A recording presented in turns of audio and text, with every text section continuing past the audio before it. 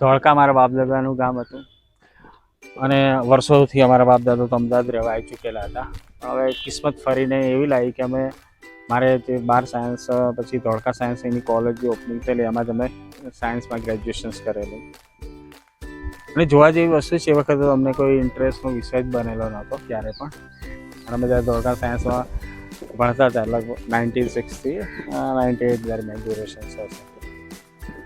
હવે અને પછી જ્યારે અમે કોલેજ બધી પતી ગઈ અને પછી મારે ઘણી ફેર ધોળકા આવવાનું થાય, પછી મને થોડો વિડીયો બનાવવાનો ઇન્ટરેસ્ટ જાગેલો હિસ્ટોરિકલ પ્લેસમાં. ત્યારે અમે જ્યારે 96 જ્યારે અમે કોલેજ કરતા 96 થી 98 ત્યારે આ જ રસ્તાથી પસાર થતા. બસ સ્ટેન્ડની બાજુમાં જ બસ સ્ટેન્ડ છે ને અહીંયાથી જ કોલેજ જવા જતા હતા આ જ રસ્તે. પણ જોવા જેવી વસ્તુ છે કે અમારા માટે કોઈ દિવસ ઇન્ટરેસ્ટનો વિષય રહેલો નહોતો. પણ આજે ફરીથી એ જ ઇન્ટરેસ્ટ લઈને આટલા વર્ષો પછી અહીંયા ખાસ એક જગ્યાની મુલાકાત કરવા છે. એનો થોડો હિસ્ટ્રી તમને સમજાવું છું, જણાવું છું. ભારતના ઇતિહાસમાં ઘણા બધા શાસકો થઈ ગયા. એમાં ગુજરાતની અંદર સોલંકી વંશના જે શાસક થયા એમની ન્યાયપ્રિયતા માટે વધારે જાણીતા છે. એમાં રાજમાતા શ્રી મિનળ દેવી જે પોતાની પ્રજા માટે ન્યાય આપતા હતા અને સેવા કાર્ય કરતા હતા, એ ભારતીય ઇતિહાસમાં નોંધનીય છે. હવે એવી એક હિસ્ટોરિકલ પ્લેસ અહીંયા અમારી પાસે જ હતી અને તેમ છતાં એની મુલાકાત અમે લેતા નહોતા. અને એ છે અહીં આવેલું મલાવ તળાવ. મલાવ તળાવ સાથે એક ખાસ વાત જોડાયેલી છે. હવે વાત એ છે કે દેખો, તળાવ બનાવ્યું તો પ્રજાના હિત માટે જ હતું, એ વાત સાચી છે. પણ પ્રજા માટે તો પાણી એક અગત્યની વસ્તુ હતી. રાજમાતાના પોતાની પ્રજાના સેવા કાર્ય માટે એમને બનાવવાની ઈચ્છા હતી. પરંતુ એની સાથે એક ખાસ વિશેષ વાત જોડાયેલી છે, એ છે ન્યાયની. હવે ન્યાયની વાત શું છે કે જ્યારે તળાવ બનાવવાનું હતું ત્યારે સમગ્ર તળાવ ગોળાકાર બનાવવાનું હતું.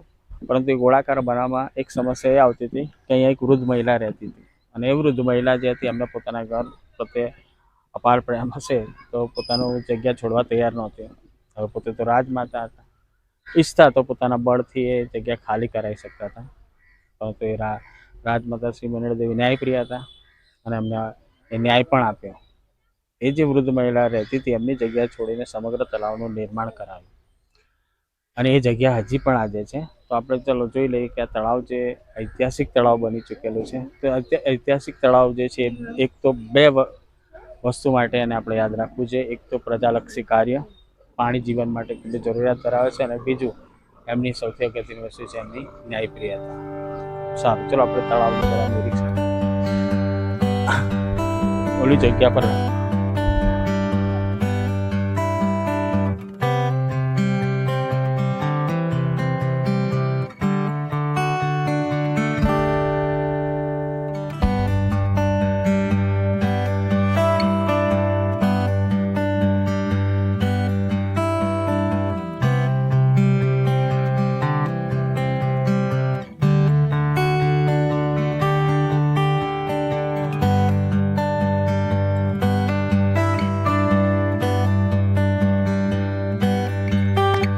આ એ જગ્યા છે કે સમગ્ર તળાવ ગોળાકાર બનાવવાનું હતું. તો તમે જોઈ લો કે અહીંયા આગળ લખેલું છે ન્યાય જોવો હોય તો જુઓ મલાવ તળાવ. એટલે જ્યારે ન્યાયની વાત આવે તો સ્વાભાવિક છે ગુજરાતના ઇતિહાસની અંદર મલાવ તળાવનો ઉલ્લેખ થાય. આ એ જગ્યા છે કે સંપૂર્ણ તળાવને ગોળાકાર બનાવવામાં સમસ્યા આવતી હતી. હવે આ તળાવ જે સમસ્યા આવતી હતી, હવે એ સમસ્યા હોવા છતાં દેખી લો સંપૂર્ણ જગ્યા રાજમાતા શ્રી મિનળ દેવે ખુલ્લી એમના માટે છોડી દીધેલી અને તળાવનું નિર્માણ કરેલું છે. અને વિચાર કરો, એ વખતના સમયમાં આટલું સુંદર તળાવનું નિર્માણ કરવું એ પણ બહુ જ મોટી વસ્તુ કહેવાય, મોટી વાત કહેવાય પ્રજાલક્ષી કાર્ય માટે પણ. અને આપણે વિચાર કરો, પાણી એ જમાનાની અંદર પાણીની કેવી સમસ્યા રહી હશે આપણાને બધાને ખબર છે ને. તો વિચાર કરો, એ વખતની રાજમાતા શ્રી, એ વખતના સમયમાં રાજમાતા શ્રી મિનળ દેવીએ પ્રજા માટે કેટલું વિચારેલું હશે. અને એ પ્રજા માટે વિચારવું અને એની સાથે આવી ન્યાયપ્રિયતા જાળવવી એ પણ ભારતીય ઇતિહાસમાં એક અજોડ વસ્તુ કહેવાય, એક અજોડ વાત કહેવાય.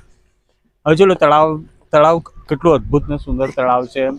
એની વચ્ચે આવેલી પગદંડી જો,